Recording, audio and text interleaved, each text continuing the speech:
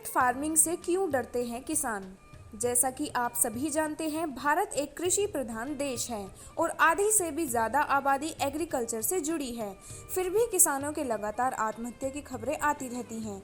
दोस्तों, कृषि के अपने संघर्ष और अपनी विषमताएं होती हैं।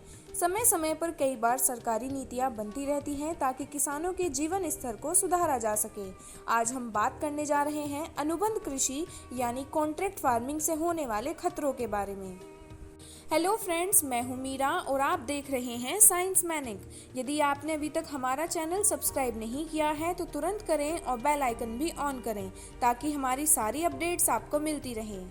यदि आप समझना चाहते हैं अनुबंध कृषि यानी कॉन्ट्रैक्ट फार्मिंग किस हद तक घातक हो सकती है, तो गुजरात के पेप्सिको केस के बारे में एक बार जान लें। क्या है गुजरात का पेप्सिको केस? पेप्सिको विवाद इस कृषि कानून की विसंगतियों को समझने का बहुत अच्छा उदाहरण है।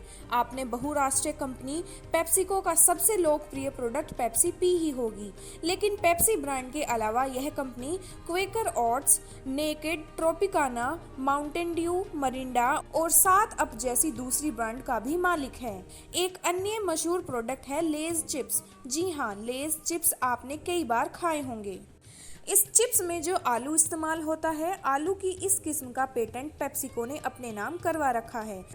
पेप्सिको का दावा है कि अपने ब्रांड के चिप्स के निर्माण के लिए वह स्पेशल आलू इस्तेमाल करती है, इसलिए ऐसे आलू पर केवल उसका ही अधिकार है। पेप्सिको कंपनी भारत के किसानों से वह स्पेशल आलू उगाने के लिए कॉन्ट्रैक्ट करती है, बीज भी वही देती है और फसल भी वही खरीदती है। यह कॉन्ट्रैक्ट फार्मिंग ही है। 1 साल पहले पेप्सिको ने गुजरात के 3 किसानों पर मुकदमा दायर किया। पेप्सिको का आरोप था कि यह किसान अवैध रूप से आलू की एक किस्म जो कि पेप्सिको के साथ रजिस्टर है उसे उगाकर बेच रहे थे। कंपनी का दावा था कि आलू की इस किस्म को वो लेस ब्रांड में चिप्स बनाती है और उसे उगाने का केवल उसके पास ही अधिकार है। पेप्सिको कंपनी के मुताबिक बिना लेजेस के इन आलू को उगाने के लिए गुजरात के 3 किसानों ने अवैधानिक अधिकारों का उल्लंघन किया है। ऐसे में पता चलते ही आलू के नमूने एकत्र किए गए और इन हाउस प्रयोगशाला के साथ साथ डीएनए विश्लेषण के लिए भेजे गए। शिमला स्थित ICAR और केंद्रीय आलू अनुसंधान संस्थान में सत्यापक के लिए भेजे गए। परिणामों से पता चला कि गुजरात के यह किसान पंजीकृत आलू बेच रहे थे। कंपनी की शिकायत और आलू की किस्म के पंजीकरण को देखते हुए वाणिज्यिक अदालत ने तीनों किसान छबील भाई पटेल, विनोद पटेल और हीर भाई पटेल को दोषी पाया और उनके द्वारा आलू लगाने और बेचने पर रोक लगा दी। साथ ही कोर्ट ने तीनों किसानों से जवाब भी मांगा कि वो क्यों उस आलू को उगाकर बेच रहे थे जो पेप्सिको के साथ रजिस्टर्ड है। जवाब आने के बाद उन पर और कड़ी कार्रवाई की जा सकती है। उन पर इतना जुर्माना भी लगाया जा सकता है और हो सकता है कि उन्हें अपना खेत ही बेच देना पड़े। यहाँ समझने लायक मूल बात यह है कि किसान कई जगह से बीज लाता है। ऐसे में कंपनी किस तरह से उन पर करोड़ों का दावा कर सकती है और ये कैसे कह सकती है कि छोटे किसान उनके लिए खतरा हैं। पेप्सिको कंपनी के खिलाफ गुजरात में आवाज उठाने वाले किसानों ने कंपनी द्वारा पंजीकृत आलू की किस्म उगाकर बुआई सत्याग्रह भी किया, लेकिन इतनी बड़ी कंपनी जिसकी सांठ-गांठ बहुत ऊपर तक है, उससे आम किसान कहां तक लड़ सकते हैं। पेप्सिको ने प्रत्येक किसान के खिलाफ करीब 1-1 करोड़ का दावा ठोका, लेकिन बाद में बढ़ते हुए विरोध को देखते हुए दावे को वापस ले लिया।